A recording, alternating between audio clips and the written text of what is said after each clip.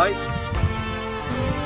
Shalom saudara-saudara dimanapun berada. Kami berada di tengah-tengah perkebunan Nusantara Ampat Sidamani, perkebunan teh, untuk menyampaikan firman Tuhan buat saudara-saudara sekalian dimanapun berada. Dan semoga firman Tuhan yang kami sampaikan ini menjadi berkat buat saudara-saudara dan saudara-saudara yang dalam keadaan sakit, dalam perjuangan penyembuhan. Saya dalam iman berkata, Tuhan menjadi penyembuhmu dan engkau akan terima kesembuhan. Demikian juga buat yang sedang berjuang karena sesuatu problema dalam kehidupan, masalah keluarga, anak-anak, ekonomi, dan secara umum politik di negara kita ini. Kiranya kuasa Tuhan memberikan kekuatan menjadi kemenangan bagimu. Demikian juga firman Tuhan yang akan saya sampaikan dalam nats ini, yaitu reformasi Yosia. Kami berada di tengah-tengah perkebunan Nusantara Ampat ini, yang dahulu PTP 8 sama dengan Marjandi. Dahulu Kecamatan Panetonga yang sekarang berbarengan dengan Kecamatan Panempian Pane, dekat Simpang Raya dan desa-desa lainnya. Tetapi karena sesuatu yang dipikirkan oleh pemerintah kita untuk mempersatukan, maka PTP 8 digabung menjadi Nusantara Ampat. Ada suatu reformasi yang dipikirkan pemerintah tentang badan usaha milik negara. Dahulu PTP Nusantara Ampat, Marjandi, dan Sidamani ini adalah PTP 8. Tetapi karena dipersatukan, merger menjadi Nusantara Ampat, supaya demi dari segi keuangan lebih mudah kepada karyawan-karyawan pelaksana, demikian juga karyawan pimpinan. Tetapi dalam nats ini ada kaitannya dengan reformasi Yosia atau pembaharuan yang dibuat oleh pemerintah kita. Demikian juga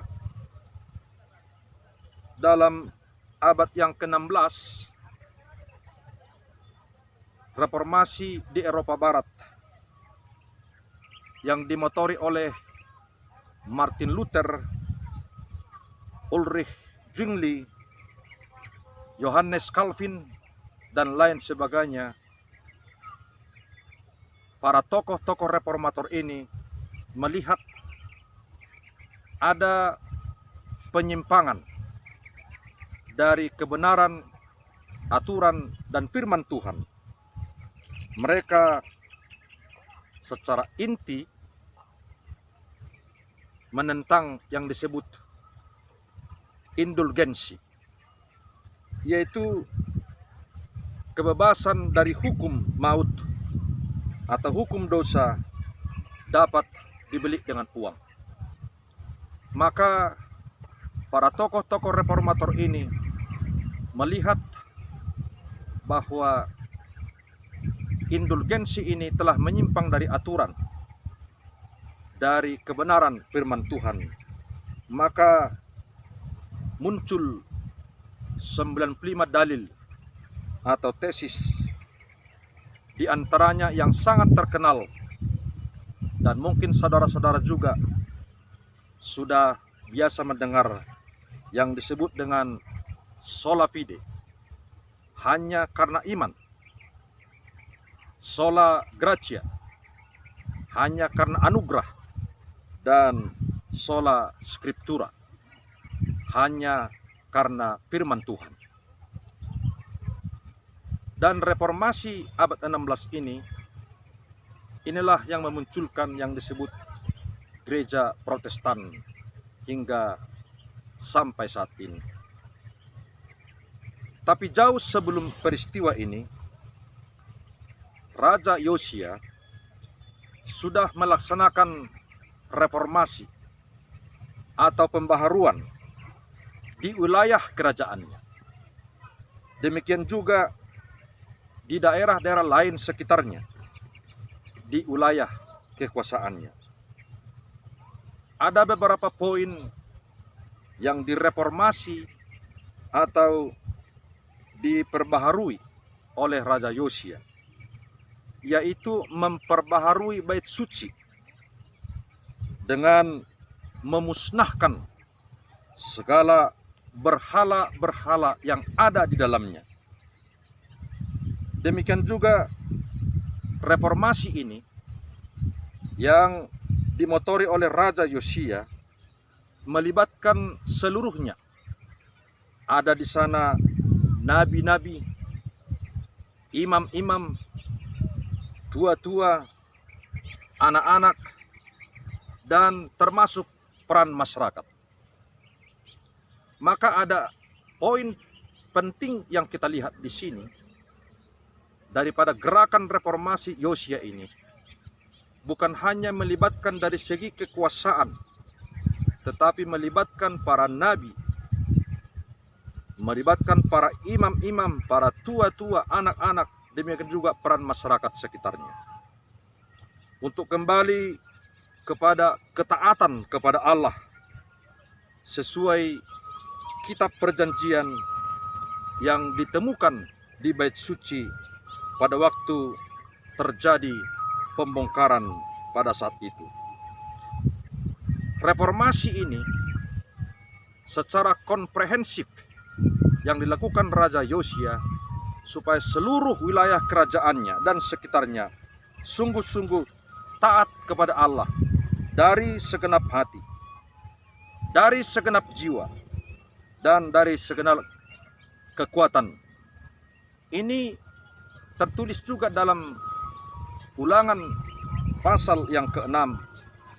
Demikian juga dalam kitab perjanjian baru Matius 22 ayat 37 sampai 40. Reformasi yang lain yang dilakukan oleh Raja Yosia, bahwa patung-patung berhala yang ada di bait suci, baik di tengah masyarakat, dikumpulkan, dibakar, dan ditumbuk dengan halus-halus, dan abunya dibuang ke tempat pekuburan orang-orang jelata. Ini yang ditekankan dalam ayat 5 dan ayat 6. Dan imam-imam berhala atau seluruhnya yang terlibat kepada penyembahan berhala ini pun turut dibakar. Tidak menyisahkan satu orang pun, karena memang demikian aturan pada saat itu. Inilah reformasi besar-besaran yang dilakukan Raja Yosia untuk memulihkan kemurnian peribadahan di Yehuda dan Yerusalem, yang murni hanya mengabdi dengan ketaatan kepada Allah Yahweh yang disembah oleh Abraham, Ishak, dan Yakub, nenek moyang daripada Raja Yosia. Saudara-saudara, apabila kita kaitkan dengan situasi dan kondisi yang kita hadapi pada saat ini, reformasi sekarang, apa yang sesuai dan bercermin daripada nats, daripada kitab suci khotbah ini sekarang? Yang pertama, dalam Matius 6 ayat 24 ditekankan di sana, jangan mengabdi kepada dua tuan. Karena bagaimanapun kepada satu Tuhan dia setia, tetapi kepada yang lain dia berkhianat. Dan dalam Matius 5 ayat 37 ditekankan, ya kalau ya, tidak kalau tidak. Selainnya berasal dari kejahatan. Kalau memang kita ya taat dan tunduk kepada Tuhan, ya taat dan tunduklah hanya kepada Tuhan. Dan biarkan kuasanya, biarkan nama Yesus Kristus menjadi Tuhan bagi kita, yang patut kita sembah dan patut kita turuti, dan kuasanya dalam kehidupan kita. Harus itu yang kita andalkan. Walaupun usaha dan upaya tidak bisa terlepas dari kehidupan kita, tetapi yang menentukan usaha dan upaya kita tetap Tuhan yang Maha Kuasa, Sang Mesias, Yesus Juru Selamat kita. Demikian juga dalam Yakobus 4 ayat 4. Jangan pernah mengabdi kepada musuh Allah. Kita sudah tahu apa itu musuh Allah. Walaupun dia manusia, tetapi dia menjadi alat daripada kejahatan, alat kegelapan, alat daripada iblis. Tentu kita jangan pernah mengabdi baik terhadap ciptaan-ciptaannya, karena ciptaan ini adalah bagian daripada kehidupan kita yang harus kita jaga, yang harus kita lestarikan, dan inilah bagian daripada tangan Tuhan kehidupan bagi kita. Tetapi tidak pantas dan tidak layak ciptaan ini kita sembah. Yang pantas dan taat kita sembah dan turuti hanya kepada Sang Halik, Allah Bapa, Yesus Kristus, dan Roh Kudus. Saudara-saudara, dalam reformasi mas sekarang perlu saya tekankan bahwa ada natur manusia. Apa natur manusia? Yaitu hidup suci untuk Tuhan. Bukan supaya Tuhan berhutang kepada kita, tetapi menjauhkan diri dari segala dosa. Dalam Ayub 1 ayat 1 ditekankan di sana bahwa ada seorang yang bernama Ayub. Dia hidup saleh, takut akan Tuhan, dan menjauhkan diri dari segala dosa. Demikian juga kalau kita kaitkan, saya selalu tekankan dengan teologi Yetro, mertua daripada Musa, supaya Musa memilih orang-orang yang memimpin 1150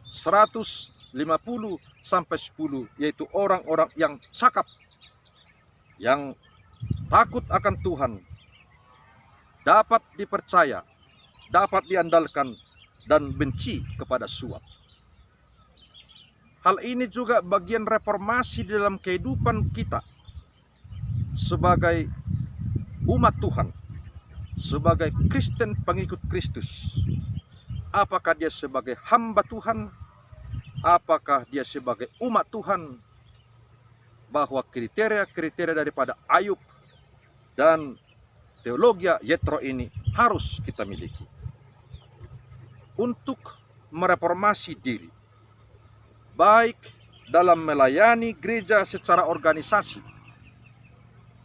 di dunia ini, dan gereja itu sebagai gambaran tubuh Kristus harus memiliki ketaatan dan kriteria hidup seperti Ayub dan teologi Yetro.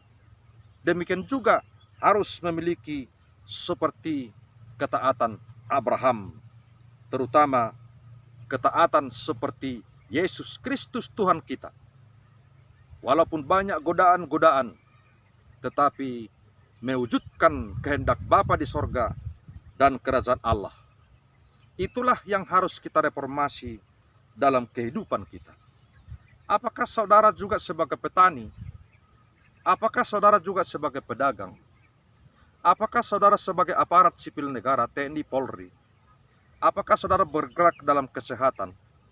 Apakah saudara bergerak seperti di wilayah saya ini, di badan usaha milik negara, badan usaha milik daerah, atau apapun profesimu, bahwa reformasi ini harus kita miliki dalam situasi, dalam kondisi sekarang, yaitu ketaatan hanya kepada Tuhan sesuai dengan aturan yang diaturkan oleh Tuhan kepada umatnya.